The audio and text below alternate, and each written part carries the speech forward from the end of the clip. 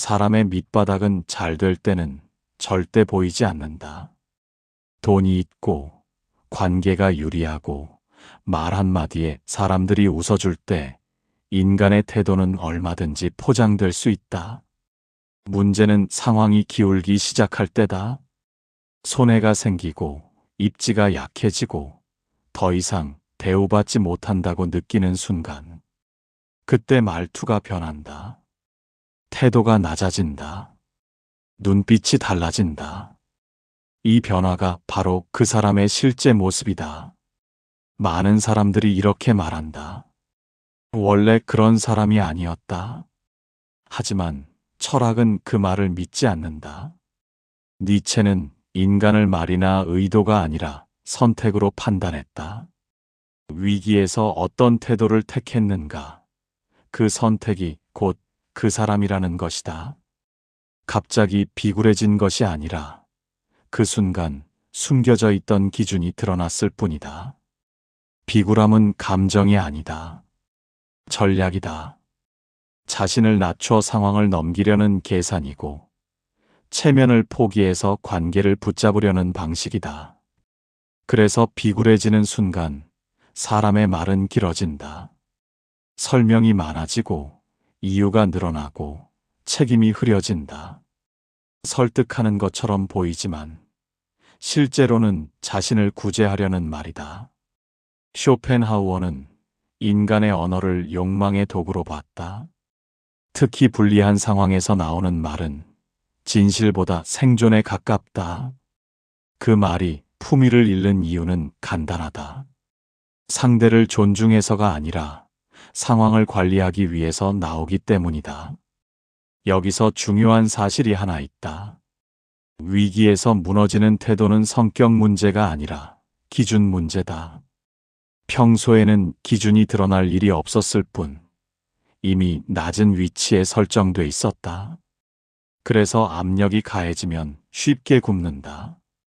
체면보다 손익을, 존엄보다 관계 유지를 먼저 계산해온 삶의 방식이 그대로 노출된다. 사람들은 종종 겸손이라고 착각한다. 하지만 겸손과 비굴함은 완전히 다르다. 겸손은 자신을 낮추지 않는다. 비굴함은 자신을 싼 값에 내놓는다. 그리고 한 번 자신을 값싸게 팔아본 사람은 다음에도 같은 가격으로 자신을 평가받는다. 이건 태도의 문제가 아니라 신호의 문제다. 에픽테토스는 인간이 통제할 수 없는 것에 자존을 맡길 때 반드시 흔들린다고 말했다. 평가, 관계, 타인의 반응에 자신의 가치를 걸어두면 위기에서는 선택지가 없다. 비굴해지는 수밖에 없다. 자존이 외부에 있기 때문이다. 그래서 사람을 판단할 때 가장 정확한 기준은 이것이다. 그 사람이 잘 될 때 어떤 말을 하는지가 아니라 불리해졌을 때 어떤 태도를 유지하는가. 이익이 사라졌을 때도 기준이 유지되는지 아니면 말과 태도가 즉시 낮아지는지. 그 차이가 곧 깊이의 차이다. 이 글은 누군가를 공격하려는 글이 아니다. 현실을 정확히 보자는 이야기다. 기대를 줄이고 착각을 걷어내기 위해서다. 사람은 드러난 만큼만 믿는 편이 가장 안전하다. 그 이상은 이해가 아니라 자기 기만에 가깝다. 사람이 비굴해지는 순간은 대체로 말에서 시작된다. 표정이 먼저 흐트러지고 그 다음 말이 길어진다. 필요 없는 설명이 붙고 책임을 직접 말하지 않는다. 변명처럼 보이지 않으려 애쓰지만 그 자체가 이미 변명이다. 이때 중요한 사실 하나가 있다. 말이 비굴해졌다는 것은 그 이전에 이미 자존이 무너졌다는 뜻이다. 사람은 자존이 유지될 때 말을 아낀다. 불리해도 핵심만 말한다. 하지만 자존이 흔들리면 말이 늘어난다. 이유를 설명하고 상황을 정리하고 상대의 이해를 구한다. 문제는 이 과정에서 태도가 낮아진다는 점이다. 더 이상 대등한 위치에서 말하지 않는다. 설득이 아니라 승인 요청에 가까워진다.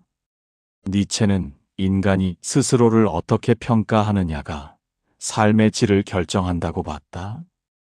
위기에서 자신을 낮추는 사람은 이미 내부 평가가 끝난 상태다. 겉으로만 무너진 것이 아니다. 마음속에서는 이미 이 정도 되오면 감수해야 한다는 결론을 내려버린 것이다. 많은 사람들이 여기서 착각한다. 말을 낮추는 것이 상황을 해결한다고 믿는다. 하지만 현실은 반대다. 비굴한 말은 상황을 해결하지 않는다. 단지 관계의 위치를 확정시킬 뿐이다. 상대는 그 태도를 기억한다. 그리고 다음에도 같은 위치에서 그 사람을 대한다. 쇼펜하우어는 인간이 타인의 시선에 과도하게 의존할수록 고통이 커진다고 말했다. 비굴한 말의 핵심에는 항상 타인의 평가가 있다. 나를 어떻게 볼까? 이 관계가 끊기지는 않을까? 여기서 밀리면 끝나는 건 아닐까? 이런 생각이 말을 망친다. 흥미로운 점은 비굴해지는 사람일수록 평소에는 자존심이 강하다는 것이다. 말로는 기준을 말하고 원칙을 말하고 예의를 강조한다. 하지만 그 자존은 외부 조건 위에 세워져 있다. 인정받을 때만 유지되는 자존이다. 그래서 조건이 사라지는 순간 지탱할 힘이 없다. 여기서 한 가지 분명히 해야 할 것이 있다. 침착함과 무기력은 다르다. 말이 없다고 해서 패배한 것이 아니다. 오히려 말이 줄어드는 순간 자존은 유지되고 있을 가능성이 크다. 반대로 말이 많아질수록 내부는 흔들리고 있다. 에픽테토스는 인간에게 가장 중요한 자유는 반응하지 않을 자유라고 말했다. 불리한 상황에서도 즉각 자신을 설명하지 않는 능력. 그 능력이 자존의 핵심이다. 반응하지 않는다는 것은 포기가 아니라 선택이다.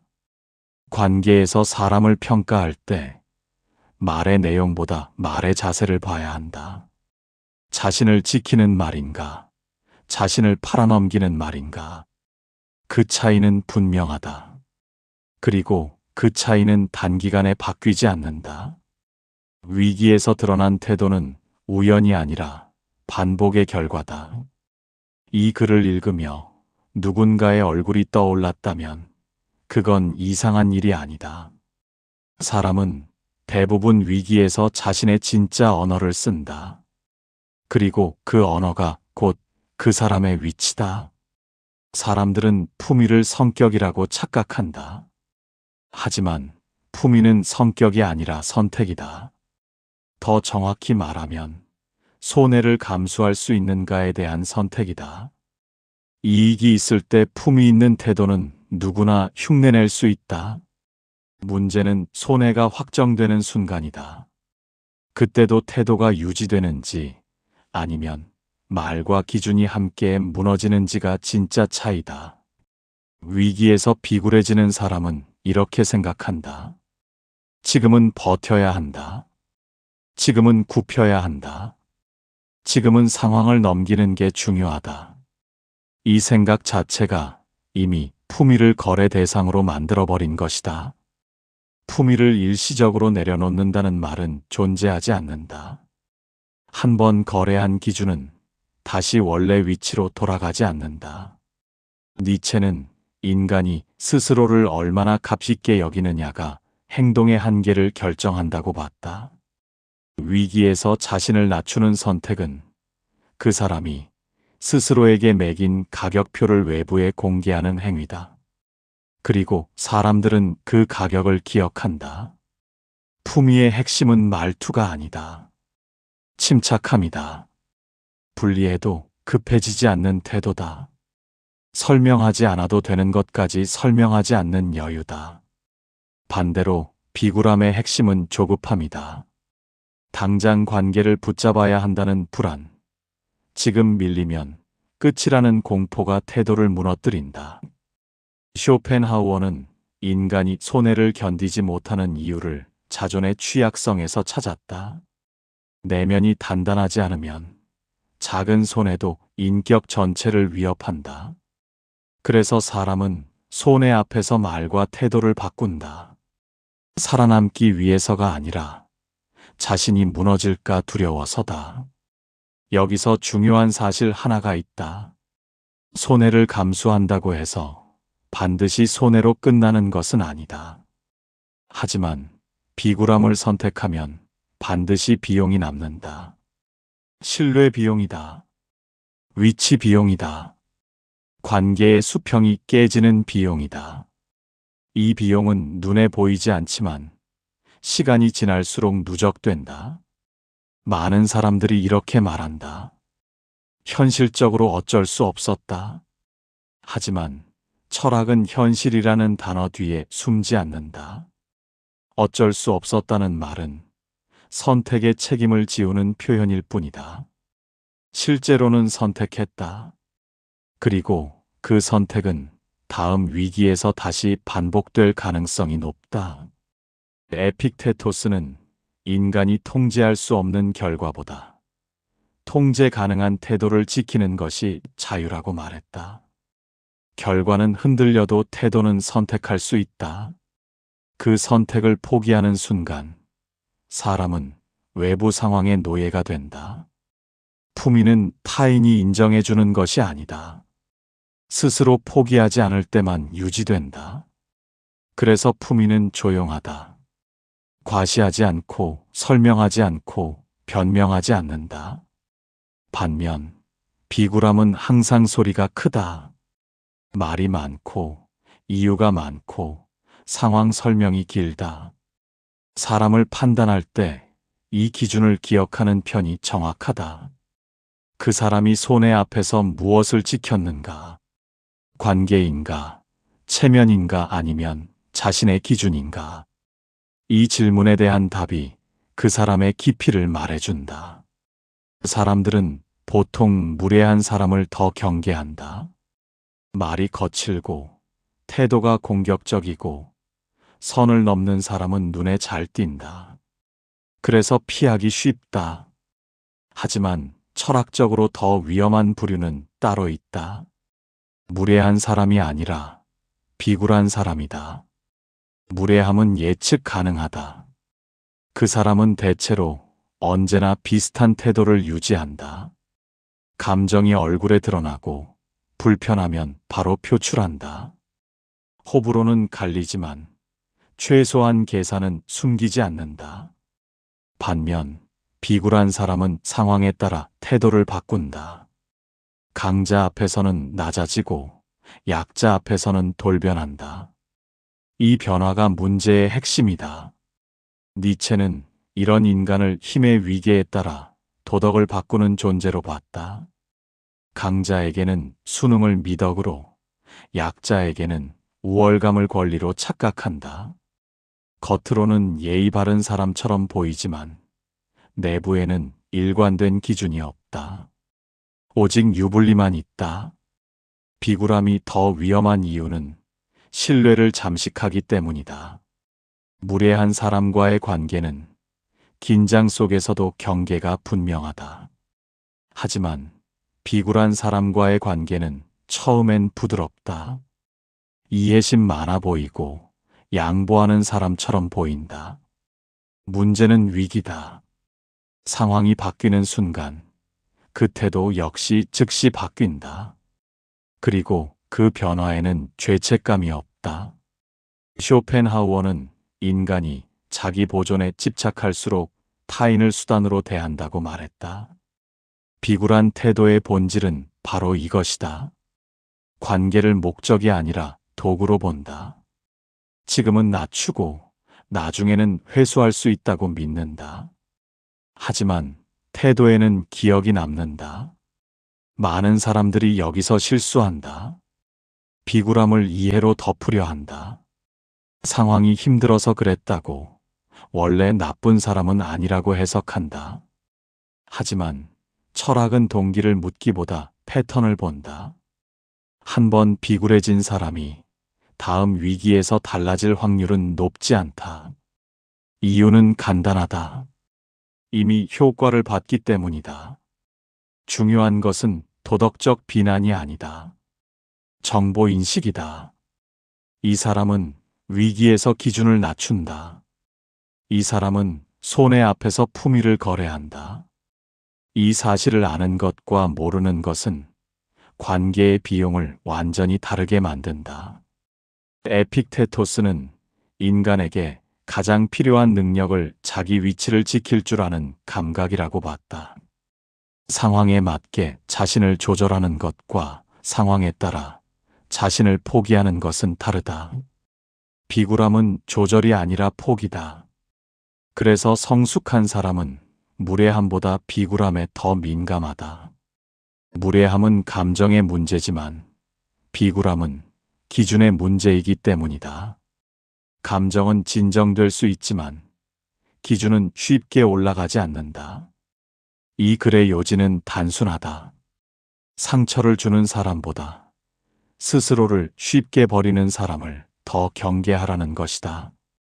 그 선택은 언젠가 타인에게도 그대로 적용된다. 위기 상황에서 사람은 두 부류로 나뉜다. 말이 많아지는 사람과 말이 줄어드는 사람이다. 대부분은 첫 번째다. 설명하려 들고 해명하려 하고 상황을 정리하려 애쓴다. 하지만 진짜 주목해야 할 쪽은 두 번째다. 불리해졌음에도 태도가 변하지 않는 사람이다. 사람들은 침묵을 종종 패배로 해석한다. 할 말이 없어서 밀렸기 때문에, 자신이 없어서 말을 아낀다고 생각한다. 하지만 철학적으로 보면 정반대다. 침묵은 내부 질서가 유지되고 있다는 신호다. 감정과 자존을 분리할 수 있을 때만 가능한 태도다. 니체는 인간이 외부 반응에 즉각적으로 반응할수록 약해진다고 봤다. 말이 많아진다는 것은 이미 상황에 끌려가고 있다는 뜻이다. 반대로 반응을 늦출 수 있는 사람은 여전히 자신이 상황의 주도권을 일부라도 쥐고 있다. 비굴해지는 사람은 항상 상대의 시선에 자신을 맡긴다. 지금 이 말이 어떻게 들릴까? 관계가 더 나빠지지는 않을까? 여기서 침묵하면 오해받지 않을까? 이런 생각이 머리를 채운다. 그래서 말을 멈추지 못한다. 침묵이 두려운 것이다. 침묵은 곧 통제 상실처럼 느껴지기 때문이다. 쇼펜하우어는 인간이 불안을 견디지 못할 때 가장 먼저 언어에 매달린다고 말했다. 말은 불안을 잠시 덮어준다. 하지만 동시에 태도의 무게를 가볍게 만든다. 너무 많은 말은 스스로의 위치를 낮춘다. 침묵하는 사람은 계산이 없는 사람이 아니다. 오히려 계산을 뒤로 미룰 수 있는 사람이다. 당장의 손익보다 이후 남을 관계의 구조를 먼저 본다. 그래서 급하지 않다. 설명하지 않아도 되는 것은 설명하지 않는다. 변명할 필요가 없는 자리에 굳이 말을 얹지 않는다. 에픽테토스는 인간에게 가장 큰 자유는 반응하지 않을 자유라고 말했다. 즉각 반응하지 않는다는 것은 패배가 아니라 선택이다. 상황을 한 박자 떨어져서 바라볼 수 있는 여유다. 관계에서 신뢰는 말로 쌓이지 않는다. 태도의 일관성으로 쌓인다. 위기에서도 말이 줄고 태도가 유지되는 사람은 이후에도 같은 기준을 유지할 가능성이 높다. 반대로 위기에서 말이 폭증한 사람은 다음에도 같은 방식으로 자신을 방어할 것이다. 그래서 사람을 평가할 때 이런 질문이 필요하다. 이 사람은 불리해졌을 때 말을 늘리는가 아니면 줄이는가? 그 차이는 성격이 아니라 구조의 차이다. 그리고 그 구조는 쉽게 바뀌지 않는다. 침묵은 언제나 옳은 선택은 아니다. 하지만 비굴한 말보다 위험한 경우는 거의 없다. 침묵은 최소한 스스로를 값싸게 만들지는 않는다. 처음부터 거래로 시작하는 관계는 드물다. 대부분은 호감, 신뢰, 공감 같은 말로 시작한다. 문제는 위기가 왔을 때다. 이익이 줄어들고 기대가 어긋나고 관계를 유지하는 이유가 불분명해지는 순간. 이때 사람의 태도는 둘 중 하나로 갈린다. 기준을 유지하거나 계산을 시작하거나. 철학이 없는 사람은 이 순간 계산으로 기운다. 지금 이 관계가 나에게 얼마나 이득인가? 손해를 감수할 가치가 있는가? 여기서 물러서면 무엇을 잃는가? 이 질문 자체가 관계의 성격을 바꾼다. 사람을 보던 시선이 조건을 보기 시작하면 관계는 이미 거래로 변해 있다. 니체는 인간이 스스로 세운 가치가 없을 때 외부 조건에 휘둘린다고 봤다. 관계도 마찬가지다. 내부 기준이 없으면 상황이 기준이 된다. 상황이 기준이 되면 태도는 언제든 바뀔 수 있다. 비굴함은 그 과정에서 가장 자주 등장하는 방식이다. 거래적 관계의 특징은 분명하다. 잘 될 때는 과하다 싶을 정도로 친절하다. 웃음이 많고 말이 부드럽고 배려가 넘친다. 하지만 상황이 불리해지는 순간 태도는 급격히 변한다. 설명이 늘어나고 책임은 흐려지고 말의 방향은 자신을 향한다. 관계를 지키려는 게 아니라 손해를 줄이려는 태도다. 쇼펜하우어는 인간관계의 불행이 기대에서 시작된다고 말했다. 거래적 관계에서는 기대가 명확하다. 내가 이만큼 했으니 너도 이만큼 해야 한다. 이 공식이 깨지는 순간 실망은 분노나 비굴함으로 바뀐다. 둘 다 기준이 외부에 있다는 증거다. 흥미로운 점은 이런 관계일수록 오래 유지된다는 것이다. 정이 있어서가 아니라 계산이 맞기 때문이다. 서로가 서로를 필요로 한다고 믿는 동안은 유지된다. 하지만 필요가 사라지는 순간 관계도 함께 식는다. 이때 비굴해지는 쪽은 대체로 혼자서는 힘이 약한 사람이다. 에픽테토스는 인간이 혼자서도 자신의 가치를 유지할 수 있을 때만 관계에서 자유롭다고 봤다. 혼자 서지 못하는 사람은 관계에 매달린다. 매달림은 곧 비굴함으로 이어진다. 선택지가 없기 때문이다. 중요한 것은 관계를 끊으라는 말이 아니다.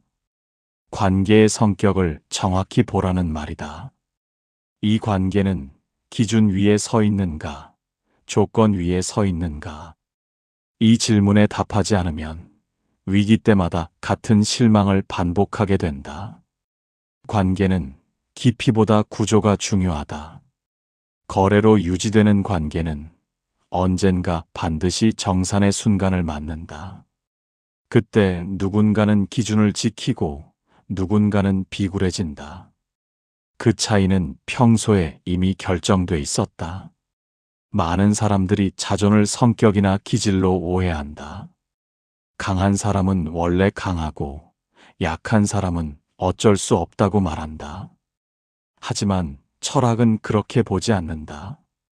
자존은 타고나는 것이 아니라 매번 선택되는 것이다. 특히 불리한 순간마다 어떤 선택을 반복해 왔는지가 자존의 높이를 결정한다. 위기에서 비굴해지는 사람은 보통 이렇게 말한다. 지금은 참아야 할 때다. 상황이 안 좋으니 어쩔 수 없다. 나중에 만회하면 된다. 이 말은 현실적인 판단처럼 들리지만 실제로는 기준을 뒤로 미루는 선택이다. 문제는 기준을 한 번 미룬 사람은 다음에도 같은 방식으로 미룬다는 점이다. 니체는 인간이 스스로를 어떻게 평가하느냐가 행동의 한계를 만든다고 봤다. 자신을 낮춰도 괜찮다고 판단한 순간 그 사람의 세계는 그 높이에 맞춰 재편된다.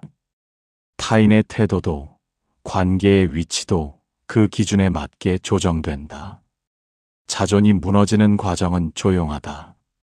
큰 사건 하나로 무너지는 경우는 드물다. 대부분은 사소한 타협이 반복이다. 말 한마디를 삼키고 기준 하나를 넘기고 품위를 잠시 내려놓는 선택들이 쌓인다. 그때마다 스스로에게 이렇게 말한다. 이번만 그렇다고. 하지만 자존은 예외를 기억하지 않는다. 누적만 기억한다. 쇼펜하우어는 인간이 자기 자신을 존중하지 않으면 타인의 존중도 오래 유지되지 않는다고 말했다. 비굴함은 단기적으로는 상황을 넘길 수 있지만 장기적으로는 관계의 구조를 바꾼다. 한번 낮아진 위치는 자연스럽게 고정된다. 여기서 중요한 점은 회복의 어려움이다. 자존은 잃는 속도보다 회복 속도가 훨씬 느리다. 왜냐하면 회복에는 외부 조건이 아니라 내부 결단이 필요하기 때문이다. 다시 기준을 세우는 순간 이전의 선택들을 스스로 부정해야 한다. 이 과정이 고통스럽기 때문에 많은 사람들은 차라리 낮은 기준에 머문다. 에픽테토스는 인간이 통제할 수 있는 것은 오직 자신의 판단뿐이라고 말했다. 자존은 그 판단의 결과다. 상황이 아니라 선택이 만든다. 그래서 자존은 보호받는 것이 아니라 매번 선택으로 유지된다. 사람을 평가할 때 이런 질문이 도움이 된다. 이 사람은 불리해질 때 기준을 지키는가 아니면 미루는가? 손해 앞에서 자신을 어떻게 대하는가? 그 태도는 앞으로의 모든 관계에서 반복될 가능성이 높다. 이 글을 읽으며 불편함이 느껴졌다면 그건 정상이다. 자존의 문제는 언제나 타인보다 자신을 먼저 겨냥한다. 그리고 철학은 위로보다 이 불편함을 더 신뢰한다. 사람들은 종종 연민을 존중으로 착각한다. 상황이 어려운 사람을 이해해 주는 것, 사정을 봐주는 것, 한 번 더 기회를 주는 것. 이런 행동이 관계를 성숙하게 만든다고 믿는다. 하지만 철학적으로 보면 이 두 감정은 전혀 다른 방향을 가진다. 연민은 감정이고 존중은 판단이다. 연민은 순간적으로 사람을 가깝게 만든다. 하지만 존중은 시간이 쌓여야 생긴다. 문제는 비굴한 태도를 보인 사람에게 연민을 먼저 주는 경우다. 그 순간 관계의 축이 기울어진다. 한쪽은 이해해주는 위치에 서고 다른 한쪽은 이해받는 위치에 선다. 이 구조는 오래 유지되지 않는다. 니체는 연민이 인간을 약하게 만들 수 있다고 경고했다. 특히 연민이 반복될 때 사람은 스스로를 책임지는 대신 보호받는 위치에 머무르려 한다. 비굴함이 용인되는 순간 그것은 태도가 아니라 성격으로 굳어진다. 많은 사람들이 이렇게 말한다. 그 사람도 사정이 있었을 거야. 하지만 철학은 사정보다 패턴을 본다. 한 번 무너진 태도는 사정일 수 있다. 반복되는 비굴함은 선택이다. 그리고 선택은 평가의 대상이다. 쇼펜하우어는 인간이 동정받는 위치에 오래 머무를수록 자존을 잃는다고 봤다. 존중받는 관계는 대등함 위에 서 있지만 연민으로 유지되는 관계는 위아래가 생긴다. 그 위아래는 결국 불균형을 만든다. 여기서 중요한 기준이 있다. 그 사람을 도우며 스스로의 기준을 낮추고 있는가 아니면 기준을 유지한 채 선택하고 있는가. 전자라면 연민이고 후자라면 존중이다. 연민은 자신을 소모시키고 존중은 관계를 정제한다. 비굴한 태도를 반복하는 사람은 종종 연민을 요구한다. 직접 요구하지 않더라도 태도로 신호를 보낸다. 이해해달라는 말, 상황이 어렵다는 설명, 어쩔 수 없었다는 변명. 이 신호에 계속 반응하는 순간 관계의 균형은 무너진다. 에픽테토스는 인간이 타인의 감정에 휘둘릴수록 자신의 판단을 잃는다고 말했다. 연민이 잘못된 것은 아니다. 다만 판단을 대신할 때 문제가 된다.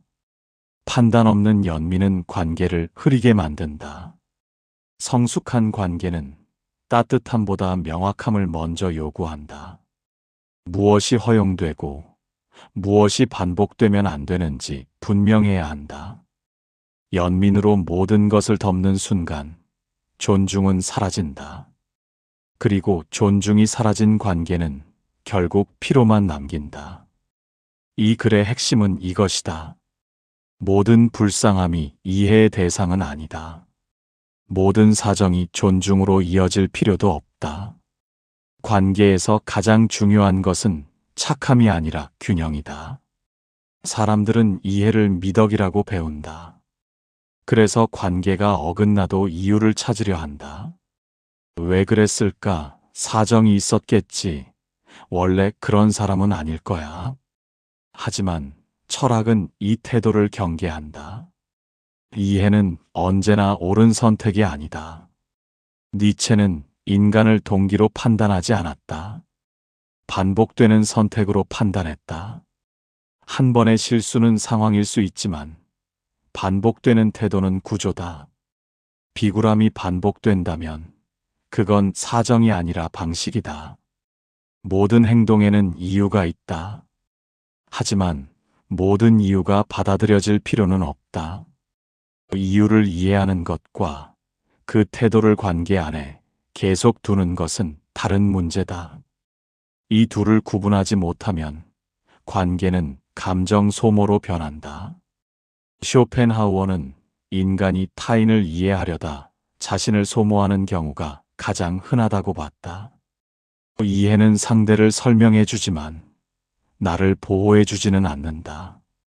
중요한 것은 변화 가능성이다. 같은 상황에서 같은 태도를 반복하는 사람은 다음에도 다르지 않을 확률이 높다. 철학은 희망보다 확률을 본다. 그리고 확률은 대개 정직하다. 에픽테토스는 인간이 통제할 수 없는 것에 집착하지 말라고 했다. 타인의 성격과 선택은 내 통제 밖이다. 그 사실을 받아들이는 순간 관계의 거리 조절이 가능해진다. 모든 사람을 이해하려 들 필요는 없다. 이해하지 않아도 되는 사람까지 끌어안는 순간 기준은 흐려진다. 성숙은 포용에서 시작되지 않는다. 분별에서 시작된다. 사람의 수준은 말로 드러나지 않는다. 위기에서 어떤 태도를 선택하는지로 드러난다. 불리해졌을 때 말이 비굴해지고 기준이 내려간다면 그게 그 사람의 현재 위치다. 니체는 인간을 선언이 아니라 선택으로 판단했다. 잘 될 때의 태도는 참고 자료일 뿐이다. 진짜 평가는 손해 앞에서 이루어진다. 비굴함은 실수가 아니다. 반복된 선택의 결과다. 한 번 낮춘 기준은 기억되고 다음에도 같은 방식으로 작동한다. 그래서 태도는 우연처럼 보이지만 구조다. 에픽테토스는 통제할 수 없는 것에 자존을 걸 때 인간이 흔들린다고 말했다. 관계, 평가, 시선에 기대는 자존은 위기에서 반드시 무너진다. 이 사실을 인정하면 관계는 단순해진다. 기대를 줄이고 착각을 버리게 된다. 사람은 드러난 만큼만 믿는 편이 가장 안전하다. 이 글은 냉정하지만 현실적이다. 눈을 감지 않는 것이야말로 가장 큰 정신적 자유다. 사람은 위기에서 자신을 숨기지 못한다. 그때 드러난 태도는 실수가 아니라 선택이다. 선택은 반복되고 반복은 그 사람의 구조가 된다. 이해하려 애쓰지 않아도 된다. 보인 만큼만 믿으면 된다. 그것이 냉정함이 아니라 자신을 지키는 방식이다. 현실을 정확히 보는 순간 관계는 단순해지고 마음은 조용해진다.